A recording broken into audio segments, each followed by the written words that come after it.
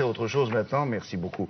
Avec un pain dont on dit qu'il est écologiquement parfait. C'est Laurence Beauvillard qui vous dit ça, mais elle a de bonnes raisons pour vous l'expliquer. Alors, elle est dans les Landes de Gascogne, c'est près de Dax. Il y a 200 ans, cette forêt n'était qu'un marécage. Sur l'ordre de Napoléon III, des millions de pins maritimes vont être plantés. C'est ainsi que naquit le plus grand massif forestier cultivé d'Europe et la notoriété du pin des Landes. Aujourd'hui, cette forêt couvre plus d'1 million d'hectares, appartient à 90% à des particuliers et génère 34 000 emplois. Autrefois, on récoltait 50-60 ans. Aujourd'hui, les arbres vont mettre 30 ans parce que nous avons fait une amélioration génétique des tests de descendance qui font qu'on a choisi les plus beaux pour les reproduire, et ce qui fait qu'on va les couper plus tôt. On entretient tout le temps. Le propriétaire, s'il est assez jeune, 30 ans plus tard, il sera certainement encore en vie.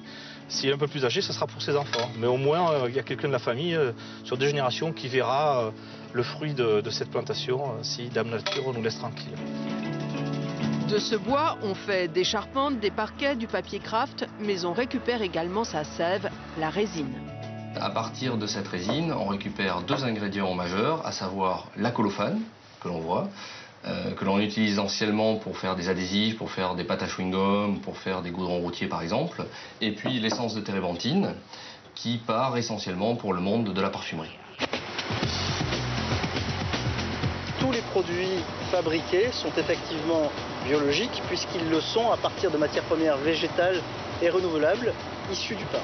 Chaque jour, dans votre quotidien, vous êtes automatiquement en contact avec des produits contenant des dérivés du pain. Quand vous mâchez un chewing-gum, quand vous repeignez une pièce, quand vous changez un pneu, quand vous marchez sur du goudron, quand vous parfumez, quand vous utilisez un détergent ménager, il y a une très forte probabilité que les produits avec lesquels vous êtes en contact contiennent des dérivés du pain. Nous avons un laboratoire de recherche d'à peu près 80 personnes qui au quotidien recherchent de nouvelles molécules pour de nouvelles applications, et toujours issues du pain des Landes. Les scientifiques viennent de découvrir une nouvelle molécule, un polyphénol, cette fois-ci extrait de l'écorce du pin. Cette molécule est un anti-radicaux libres similaire à celui qui a été découvert dans les pépins de raisin. Et déjà, une gamme de cosmétiques va être très prochainement commercialisée. Une vertu supplémentaire qui confirme l'adage local comme quoi, dans le pain, c'est comme dans le cochon, tout est bon.